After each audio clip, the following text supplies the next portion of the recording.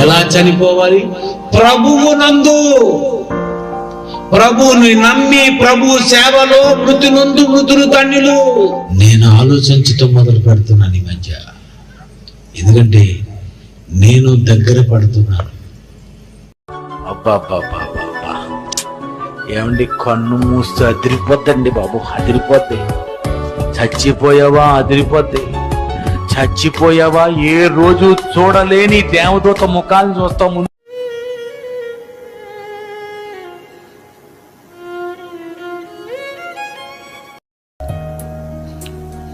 తను కూర్చున్నాడు. ఎప్పుడుగా సందడిగా లేడు, నెమ్మదిగా ఉన్నాడు తలదించుకొని. అప్పటికి ఆయనకి న్యూట్రిషన్ తయారైపోయింది.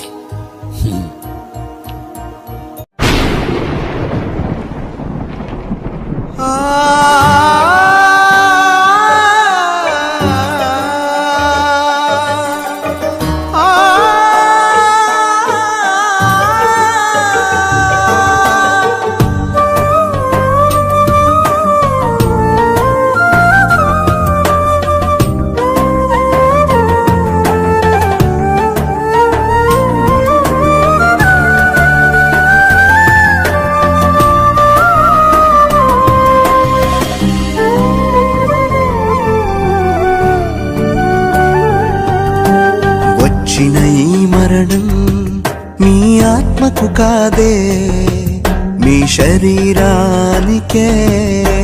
వచ్చిన ఈ దుఃఖం మాకు స్వల్పకాలమే, మీకు స్వర్గలోకమే.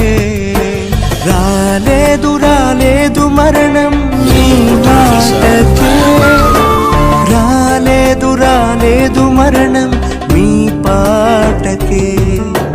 రాలేదు రాలేదు మరణం మీ మాటకే, రాలేదు రాలేదు మరణం మీ పాటకే.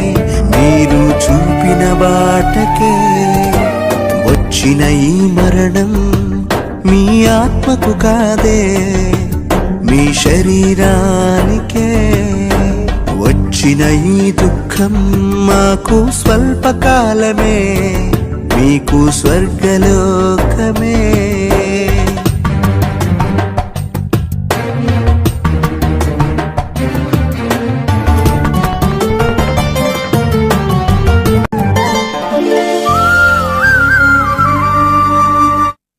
ఆయన నవ్వు మనలో ప్రతి ఒక్కరికి నేటికి జ్ఞాపకం ఉంది. పేరు మాట్లాడుతుంటేనే గుండె బరువెక్కిపోతుంది. వాడు ఎప్పుడు ఎలా ఉంటాడో మనకు తెలిసి, ఎప్పుడు సందడిగా అలికిడిగా మాట్లాడుతూ, ఒక దగ్గర కూర్చోకుండా అటు ఇటు తిరుగుతూ, నవ్విస్తూ నవ్వుతూ. ఎవరైనా చచ్చిపోయారు అనుకోండి, చచ్చిపోగానే సావు పాట. అదా దేవుని దగ్గరికి తన పిల్లలు వెళ్తున్నారంటే ఆనందం అది. మరణమే మనిషి కోసం ఎదురు చూస్తుందిలే. ఎలా ఉంది? ఆ దేవుడే రాశాడు ఆహ్వానమే నీకులే. ఎలా ఉంది? మరణమే మనిషికి. అదా చిరునవ్వుతో పలుకరిస్తూ, చింతలన్నీ పక్కనెడుతూ, రేయి పగలు కష్టపడుతూ, రాతలెన్నో రాసుకుంటూ,